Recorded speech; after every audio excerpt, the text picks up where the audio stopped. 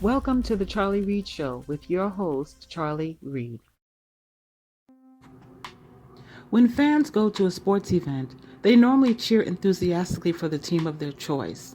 It is an accepted practice, and each fan's level of enthusiasm varies.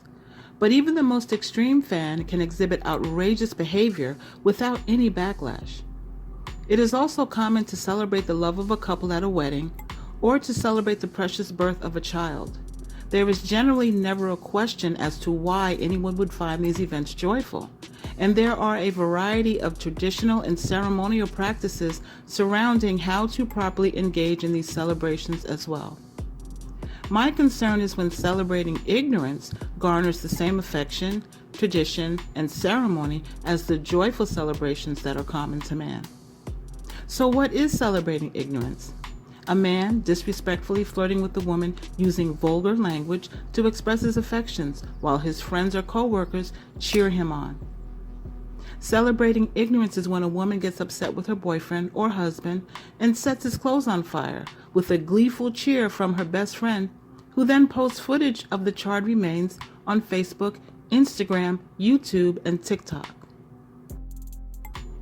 Celebrating ignorance is also Netflix and chilling using a friend or a family member's account. Sorry, I think I may have struck a nerve there. Celebrating ignorance is also ignoring bad behaviors and not correcting it, or secretly disagreeing but not openly declaring your disagreement with egregious behavior. Celebrating ignorance is simply being on the wrong side of right and being perfectly okay with that.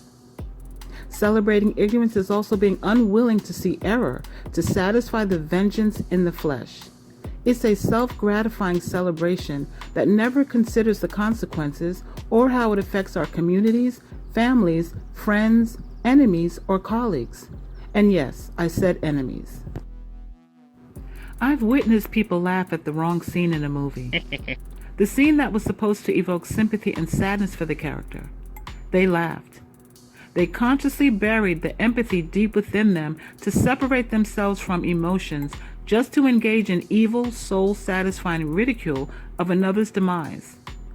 I've witnessed people refuse to lift a finger to help someone in a problematic situation just because it's not their problem, while others co-sign the refusal to help. Assistance has become a dirty word to some and almost shameful. Being on the wrong side of right probably does vary from person to person, culture to culture, and nation to nation, but we all know what hurt, pain, and sadness feels like. And if you are causing that, you may just be celebrating ignorance. Recently, I learned of the story of 3 high-profile drug dealers from New York who were the subject of the movie Paid in Full.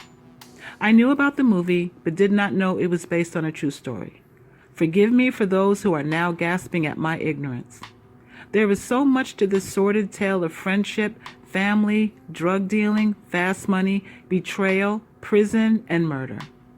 While watching this true documentary story of this famous drug dealing crew, I was struck by the fame. These drug dealers were celebrities in their neighborhoods and would often be asked for their autographs. They were rapped about in many rap songs and fathered many children while also breaking many hearts. You see, this is an example of celebrating ignorance. These drug dealers, responsible for bringing drugs into their own neighborhoods, which contributed to the destruction of the people, families, and progress, were praised by some.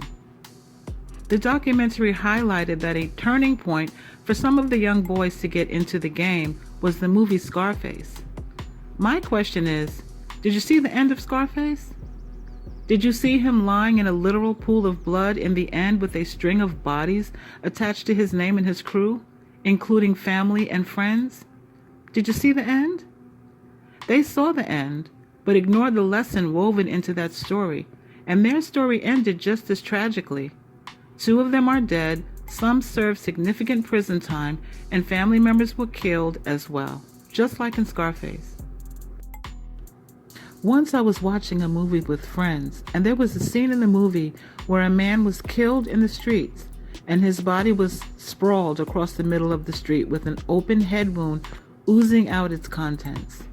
My friend says, as I'm sitting there in horror at the gruesome scene, quote, I can see that he has an open mind now, end quote. I was so disgusted by the total lack of empathy. Yes, I know it was a movie, but who is to say that his reaction would not be the same in real life? So if I decide to make the decision not to celebrate ignorance, is it going to make a huge impact on the world? If you really think about it, the answer is yes, if done collectively. But I can't control the world alone. However, I can control my sphere of influence. I can see someone with a physical or a mental disability and choose to help where I can and never ridicule. I can choose to listen to neighbors if they complain that I'm too loud and make the adjustments. I can choose to help a friend in need when it is in my power to do so. I can choose to report a crime because it is the right thing to do, regardless of the dangerous street, blue-collar, and corporate codes concocted by the devil to protect perpetrators of evil on the streets, in police departments, governments, corporations, and so on. And unless I am a sociopath, I can choose to laugh at the funny parts and cry at the sad parts of a movie. I can allow myself to feel the joy and the sadness of the character because I'm experiencing the journey of the character with him or her. I will laugh and cry at the right times in a movie.